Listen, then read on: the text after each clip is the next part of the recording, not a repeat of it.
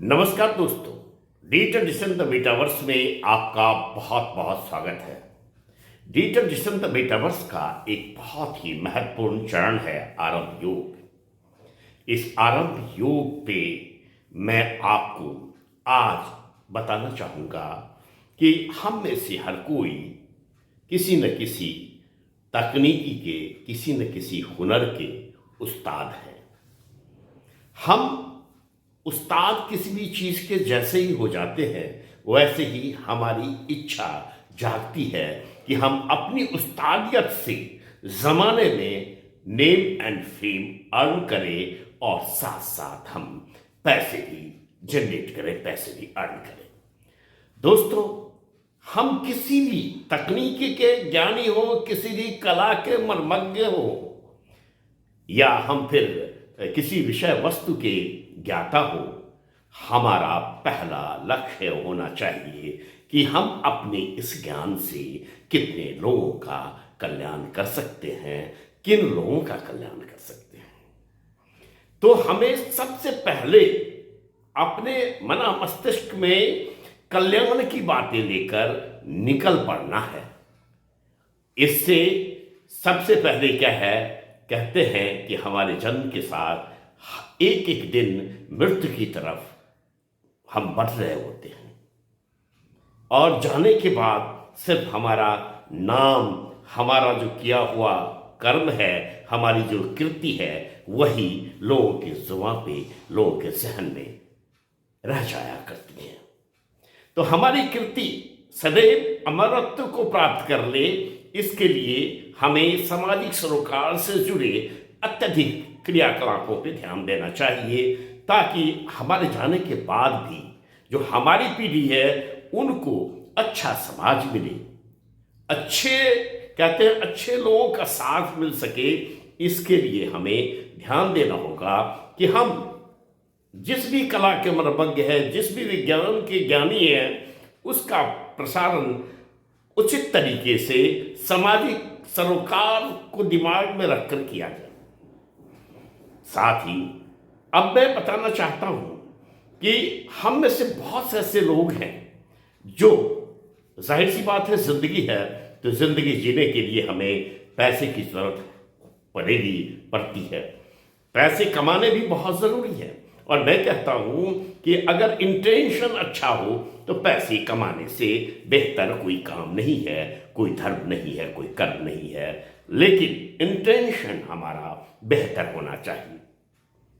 और हम हमारे ज्ञान का प्रसारण, पैसे तो अगर हम पैसे अर्जित करते हैं तो ले, दक्षिणा, गुरु दक्षिणा की परंपरा हमारे देश में सदैव रही है, हम ले, लेकिन यथाशक्ति तथा भक्ति हमें ध्यान देना है कि हम में से कोई ऐसा ना हो जो अपनी गरीबी की वजह से, आर्थिक तंगी की वजह से ज्ञान से वंचित रह जाए। तो दोस्तों, हमें हर एक तबके के, हाशिए के अंतिम छोर पर खड़े व्यक्ति का भी ध्यान रखना है, बल्कि उन व्यक्तियों पे ज़्यादा ध्यान रखना है जिनके पास सोर्सेज कम हैं। उनको हम मैक्सिमम सोर्सेज कैसे प्रदान कर सकते हैं। ज़रूरत के जो सोर्सेज हैं, उन सोर्सेज में से हमारे पास जो भी सोर्स है उसको मुहैया कराना हमारा परम कर्तव्य बन जाता है।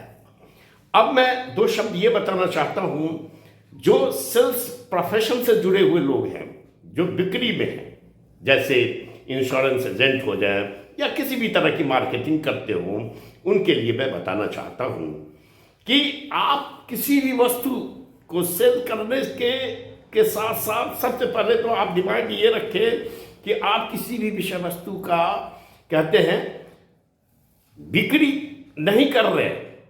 ये ध्यान में नहीं रखना है कि हमें ये चीज़ें बेच लेना है। अगर आपके दिमाग में कल्याण की बातें हैं तो सबसे पहले सामने वाले का, कहते हैं, ट्रस्ट जीतना होगा, और ये विश्वास जीतने के लिए आपको अपने भीतर, अपने तरफ से सबसे पहले आपको एक चीज़ का ध्यान रखना है कि आपके मिशन में, आपके विषय वस्तु में या आपकी बातचीत में क्लैरिटी होनी चाहिए, स्पष्टता होनी चाहिए, ताकि आप अपनी बात स्पष्ट वे में ऑनेस्टली सामने वाले तक प्रसारित कर सके, सामने वाले को समझा सके। तो क्लैरिटी होनी चाहिए, कन्विक्शन होना चाहिए, एक भरोसा होना चाहिए, भरोसा आप जीत सके लोगों से।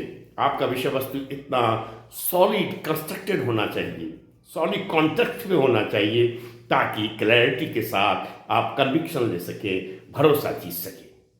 उसके साथ ही सर्टेनिटी होनी चाहिए, और सर्टेनिटी के साथ केयर होना चाहिए।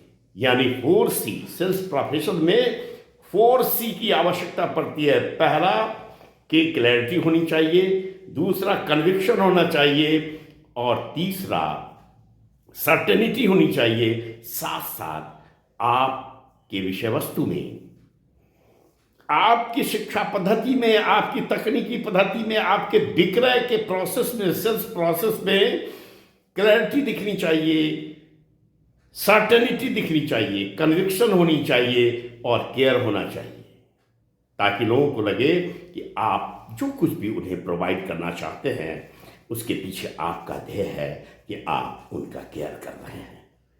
तो दोस्तों, और अच्छा विक्रेता होने के लिए आपको अनस्टॉपेबल होना पड़ेगा। यानी आप सतत प्रयास करेंगे, अपने प्रयास को कभी ढीला नहीं छोड़ेंगे, ताकि आप एवरेज से एक्स्ट्रा ऑर्डिनरी तक की जर्नी कर सकें, आप अपने विषय वस्तु को मैक्सिमम लोगों तक पहुंचा सकें। आपका काम होना चाहिए क्लैरिटी के साथ, कन्विक्शन के साथ, सर्टेनिटी के साथ, और केयरफुली आप अपने विषय वस्तु को लोगों तक पहुंचाएं।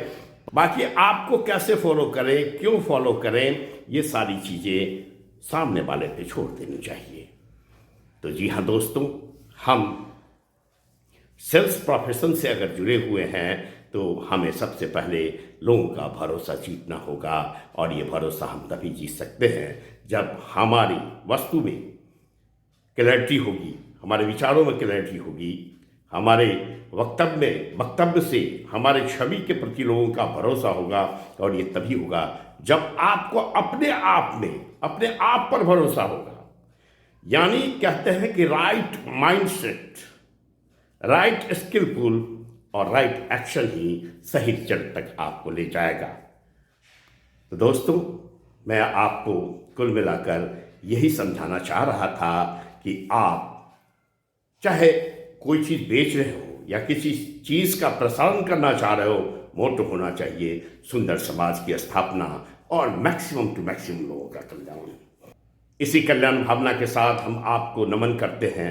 मैं हूं आपका अपना राजीव, डिजिटल डिसेंट मेटावर्स का फाउंडर। और दोस्तों, अगर आप चाहते हैं कि वीडियो मैक्सिमम टू मैक्सिमम लोगों तक प्रसारित हो तो इसे लाइक कीजिए, शेयर कीजिए, सब्सक्राइब कीजिए। इस वीडियो के नीचे जो लिंक है उसको क्लिक कीजिए और डिजिटल मार्केटिंग से कंसर्न बेसिक्स ज्ञान को वन गो में, वन सिटिंग में देखिए, निर्णय लीजिए कि क्या यह डिजिटल मार्केटिंग आपके कल्याण के लिए, आपके जीवन के लिए अहम भूमिका निभा सकने वाली है या निभा सकती है।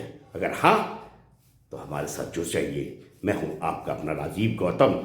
मैं डिजिटल आज़ादी स्कूल के डायमंड लेवल का छात्र हूं। मेरे गुरुदेव हैं श्री संदीप भंसाली, जिनका विचार है, मोटो है, सत्य प्रेम सेवा शक्ति भक्ति युक्ति तन मन धन। उनका कहना है कि हम कोई ऐसा काम ही न करें कि हमें झूठ बोलने की जरूरत पड़े, हम सदा सत्य बोलेंगे तो हमारा जो काम है, हमारा जो वक्तव्य है वह सेवा हो जाएगा, उसमें प्रेम झलक पड़ेगा, वह सेवा। और काम अगर सेवा है तो उस काम को करते हुए ना हम थकेंगे, ना हम रुकेंगे, ना हम भटकेंगे।